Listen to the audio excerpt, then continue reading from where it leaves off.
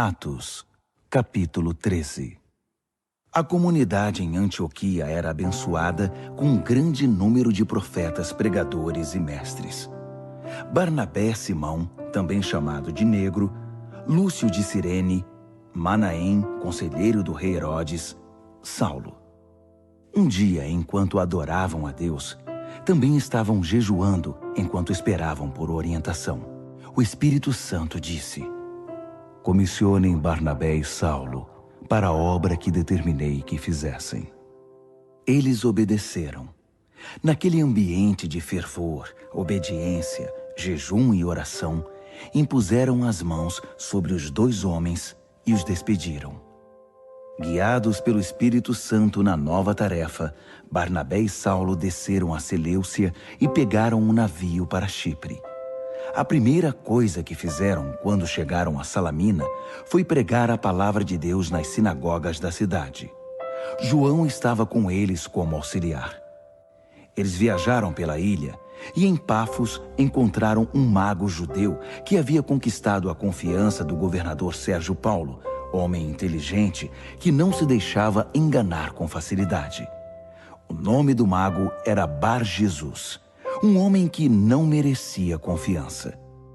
Desejoso de ouvir a palavra de Deus, o governador convidou Barnabé e Saulo. Mas o sabe-tudo, pelo menos ele se julgava assim, provocou um tumulto, tentando impedir a conversão do governador. Então Saulo, ou Paulo, cheio do Espírito Santo, olhando-o bem nos olhos, disse: você é um falso, um verdadeiro diabo.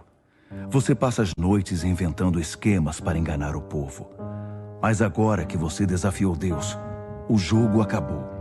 Você vai ficar cego. Não vai ver a luz do sol por um bom tempo.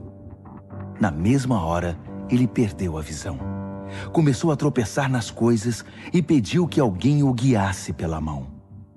Diante de tudo isso, o governador tornou-se cristão, muito impressionado com tudo que era dito a respeito do Senhor. De Pafos, Paulo e seus companheiros navegaram até Perge, na Panfilha. Ali, João desistiu da viagem e voltou para Jerusalém. De Perge, o restante do grupo viajou até Antioquia, na Pisídia. No sábado, foram à sinagoga. Depois da leitura das Escrituras, a lei de Deus e os profetas, o líder da reunião lhes perguntou: amigos, vocês têm algo a dizer? Uma palavra de encorajamento, talvez? Paulo se pôs de pé, fez uma pausa, respirou fundo e disse: meus patrícios e amigos de Deus, ouçam. Deus teve um interesse especial por nossos antepassados. Libertou nosso povo, que vivia oprimido no Egito, e os tirou de lá em grande estilo. Cuidou deles durante cerca de 40 anos naquele deserto, e depois, tendo eliminado 7 inimigos que os enfrentavam, deu a eles a terra de Canaã. Tudo isso aconteceu num período de cerca de 450 anos. Até o tempo do profeta Samuel, Deus deu a eles juízes para liderá-los. Então eles pediram um rei, e Deus designou Saul, filho de Quis, da tribo de Benjamim. Depois de Saul ter governado 40 anos, Deus lhe tirou o trono e o entregou a Davi com esta declaração: vasculhei a terra e encontrei Davi, filho de Jessé. O seu coração está em sintonia com o meu coração, e ele fará toda a minha vontade. Dos descendentes de Davi, Deus fez surgir um Salvador para Israel, Jesus. Foi como prometera, mas somente depois de João ter anunciado sua vinda ao povo, preparando-os para uma mudança radical de vida. No final de seu ministério, João esclareceu: vocês pensam que sou o Messias? Não, não sou o Messias. Mas aquele que vocês aguardaram todos esses anos está para chegar, e eu estou prestes a sair de cena. Prezados irmãos e irmãs, filhos de Abraão e amigos de Deus, essa mensagem de salvação foi enviada exatamente a vocês.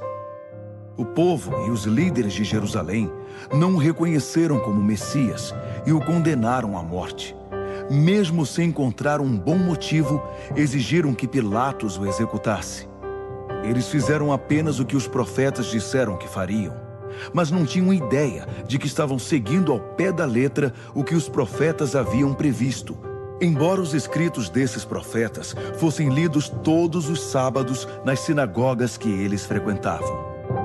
Depois de terem feito tudo o que os profetas haviam previsto, eles o tiraram da cruz e o sepultaram. Deus então o ressuscitou dos mortos.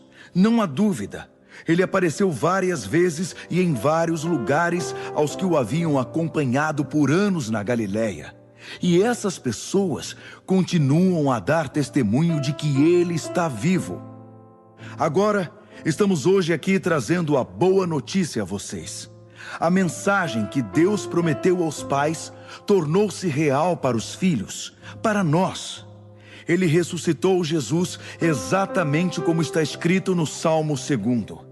Meu filho, meu próprio filho, hoje eu o celebro. Quando ele o levantou dos mortos, fez isso de modo definitivo. Ele não vai voltar a morrer e se decompor, porque Isaías afirmou: vou dar a todos vocês as bênçãos prometidas a Davi. Essa é também a oração do salmista. Tu não vais deixar que teu santo se decomponha e apodreça. Depois de cumprir a missão para a qual Deus o designou, Davi morreu e está sepultado há muito tempo, e seu corpo se decompôs. Mas aquele que Deus ressuscitou não se decompôs. Quero que vocês saibam, meus prezados, que é por causa do Jesus ressuscitado que o perdão dos pecados pode ser prometido a vocês. Ele realiza, naqueles que creem, tudo o que a lei de Moisés nunca pôde realizar.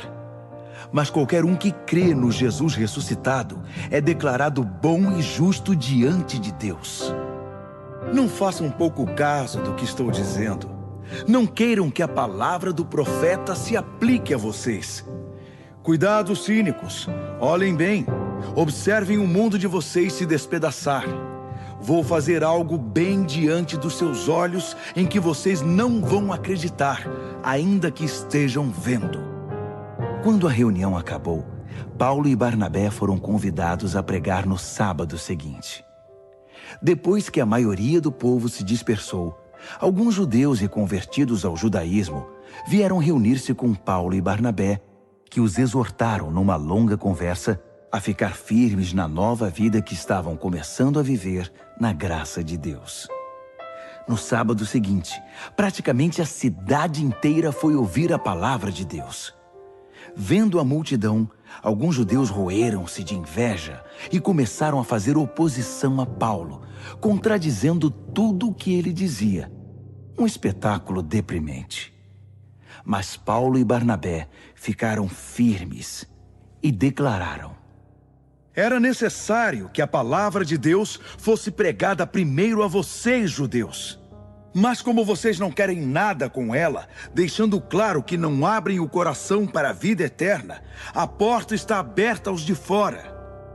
Vamos prosseguir neste caminho, obedecendo às ordens de Deus, que disse: eu o estabeleci como luz às nações. Você proclamará salvação aos 4 ventos e pelos 7 mares.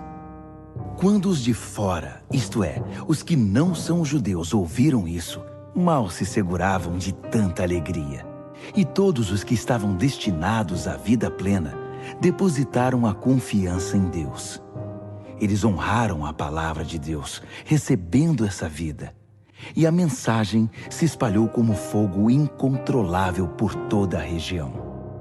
Alguns judeus convenceram as mulheres mais respeitadas e os homens de alta posição na cidade de que o agradável estilo de vida deles estava ameaçado. Alarmados, forçaram Paulo e Barnabé a sair da cidade. Os 2 discípulos deram de ombros e foram para a cidade seguinte, Icônio. Estavam felizes, transbordantes de alegria e do Espírito Santo.